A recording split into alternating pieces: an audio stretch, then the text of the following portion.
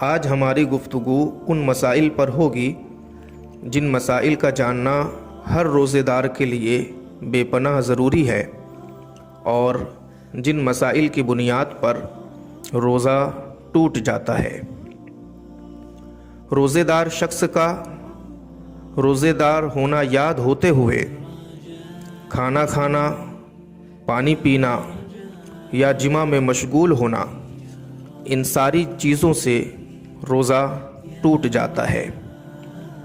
روزے دار کا حقہ پینا، سگریٹ پینا، بیڑی پینا، سگار پینا، ان چیزوں سے بھی روزہ ٹوٹ جاتا ہے۔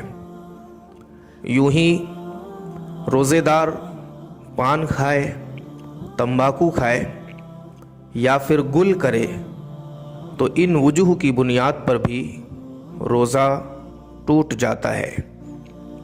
روزے دار شخص نے منہ میں کوئی ایسی چیز رکھی جو چیز منہ میں گھل جاتی ہے، مثلاً شکر، مصری اور نمک، اور وہ چیز منہ میں گھلی، روزے دار اسے نگل گیا تو اس بنیاد پر بھی روزہ ٹوٹ جائے گا۔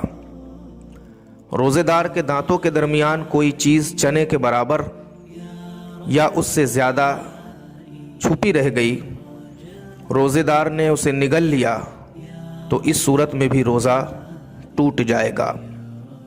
یا روزے دار کے منہ میں دانتوں کے درمیان کوئی چیز چنے سے چھوٹی دبی رہ گئی، روزے دار نے اس چیز کو منہ کے باہر نکالا اور پھر نگل گیا تو اس صورت میں بھی روزہ ٹوٹ جائے گا۔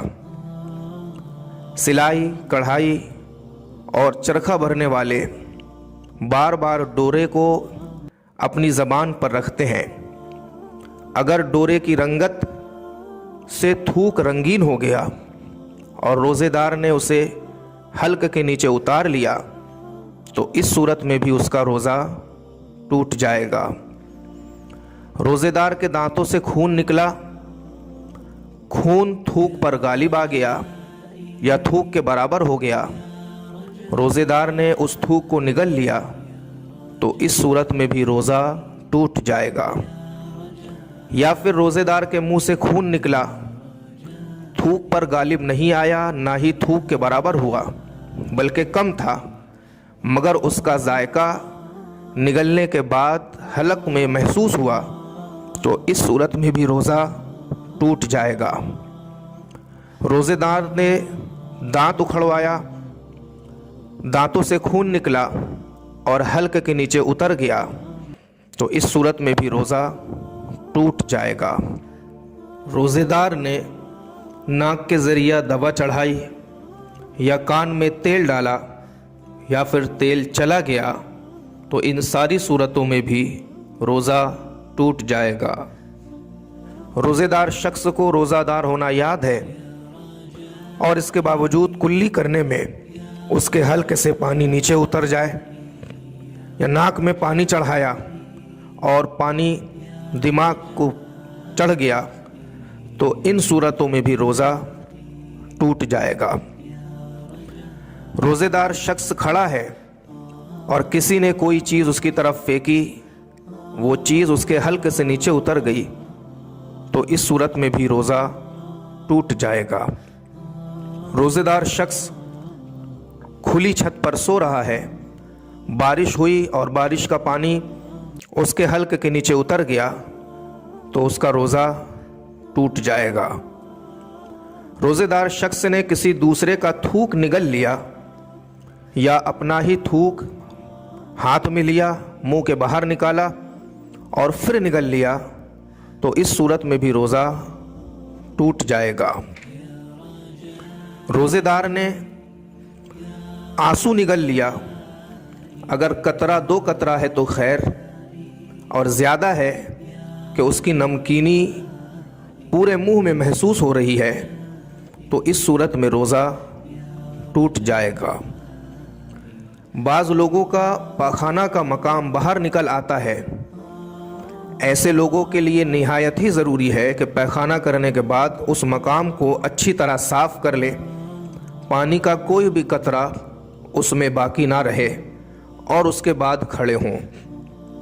اگر پیخانہ کا مقام باہر نکل آیا اور پیخانہ کرنے کے بعد دھونے کے بعد پانی کے قطرے اس مقام پر ہیں اور روزے دار یوں ہی کھڑا ہو گیا، پانی اندر گیا تو روزہ ٹوٹ جائے گا۔ اس لیے نہایت ہی ضروری ہے کہ ایسا شخص جس کو اس طرح کا مرض ہے کہ پیخانہ کا مقام اس کا باہر آ جاتا ہے، پیخانہ کرنے کے بعد جب وہ پانی لے تو پانی کے ایک ایک قطرے کو اچھی طرح صاف کر لے اور اس کے بعد کھڑے ہو۔ یہ وہ مسئلہ ہے جس کے تعلق سے اکثر لوگ نہیں جانتے۔ سامعین اکرام، اس مسئلے کو اچھی طرح سمجھ لیں اور خانہ ذہن میں محفوظ کر لیں۔ روزے دار نے کسی عورت کا بوسہ لیا یا چھوا یا اس کے ہونٹوں کو چوما یا گلے لگایا اور انزال ہو گیا تو ان ساری صورتوں میں روزہ ٹوٹ جائے گا۔ روزے دار کو روزے دار ہونا یاد ہے اور قصدن منہ بھر قے کرے تو اس صورت میں بھی روزہ ٹوٹ جائے گا۔ ان صورتوں کو تمام حضرات اچھی طرح سمجھ لیں اور یاد کر لیں۔ اللہ تبارک و تعالی ہم سبھی کو عمل کرنے کی توفیق عطا فرمائے۔ والسلام علیکم ورحمۃ اللہ وبرکاتہ۔